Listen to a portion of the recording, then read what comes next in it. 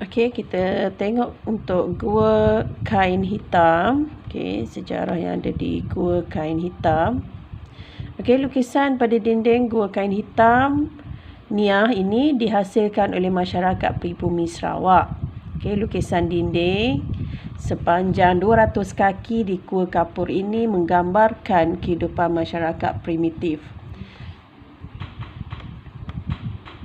Okey, cuba kita zoom, kita tengok itu aktiviti, itu gambaran yang dilukis, iaitu gambaran kita adanya figure manusia, rumah, haiwan dan pokok.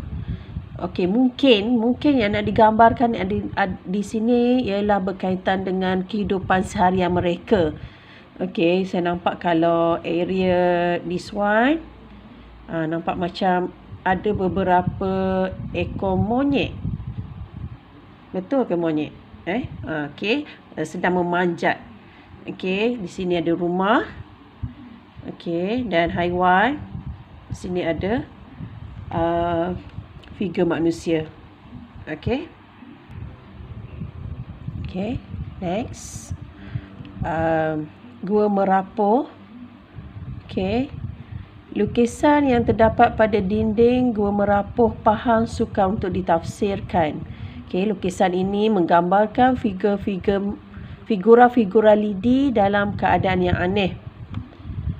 Okey, kita cuba zoom. Okey, kat sini kita cuma nampak ada 3 sahaja figure manusia.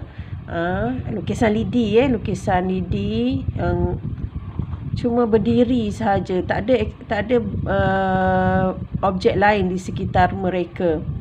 Itu yang tak dapat ditafsirkan lah. Okay, next kita tengok kepada pelukis dan karya pelukis tempatan. Okay, negara kita mempunyai ramai tokoh terkenal dalam seni lukis, dan saya percaya you all masih lagi ingat untuk tajuk yang pertama masa tingkatan 1, iaitu tokoh. Okey, ramai tokoh-tokoh yang kita senaraikan, yang kita belajar masa tingkatan 1. Okey, so untuk tingkatan 2 ini tokoh yang sama juga yang dikeluarkan untuk kita lebih mengenali tokoh-tokoh tersebut. Okey, mereka bukan sahaja terkenal di dalam negara, malah di peringkat antarabangsa.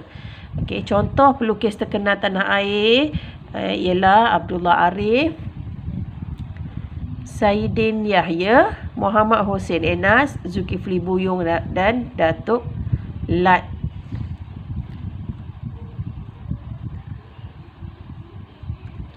Okey, Abdullah Arif terkenal sebagai pelukis cat air, ilustrator dan pelukis komik. Menghasilkan ilustrasi berbentuk kartun, contohnya The Long Arm Nippon, tahun 1942, yang bertemakan pro-Jepun. Lukisan beliau juga terdapat dalam buku Panduan Akal 1955 yang menjadi teks di sekolah-sekolah Persekutuan Tanah Melayu ketika itu. Ini adalah contoh lukisan The Long Arm Nippon. Tangan panjang tu, tangan besar tu adalah tentera Jepun. Seterusnya Saidin Yahya, seorang pelukis komik dan ilustrator yang terkenal di Malaysia.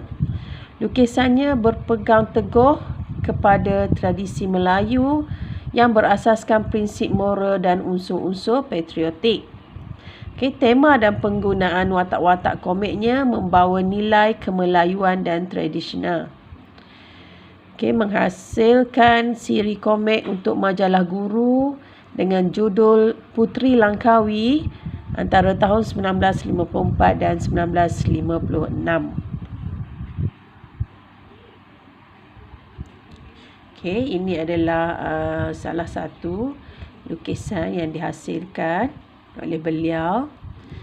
Bila kita tengok lukisan ini, cerita ini, komik ini, kita tahulah nak diketengahkan adalah cerita-cerita orang Melayu. Okay, next, Muhammad Hussein Enas.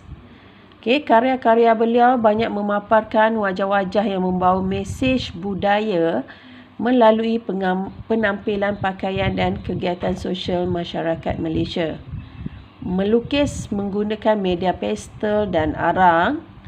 Okay, bapa potret Malaysia dan digelarkan juga pelukis potret diraja. Turut menghasilkan karya yang menggambarkan masyarakat pribumi Sarawak dan Sabah. Okay, ini salah satu hasil lukisan Muhammad Hussein Enas. Okay, seterusnya adalah Zulkifli Buyung. Okay, beliau mendapat bimbingan daripada Patri Eng Kah Un, seorang pelukis terkenal. Beliau juga adalah ahli Wednesday Art Group. Gemar menggunakan alam kanak-kanak sebagai tema karyanya.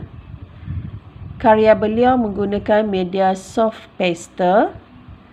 Beliau telah menangi pelbagai anugerah dan penghargaan sejak usia 16 tahun lagi.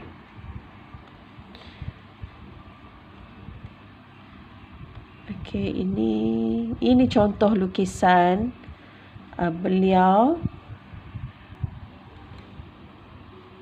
Okey, dan yang terakhir adalah Datuk Lat. Datuk Muhammad Nur Khalid, lebih dikenali sebagai Lat, ialah pelukis kartun Malaysia. Menerbitkan lebih daripada 20 jilid kartun semenjak berusia 13 tahun. Hasil karyanya yang terkenal telah dibukukan iaitu Kampung Boys 1979 dan diterbitkan di banyak negara. Okay, teknik garisan beliau agak mencabar dan artistik. Okay, ini contoh lukisan Datuk Lat.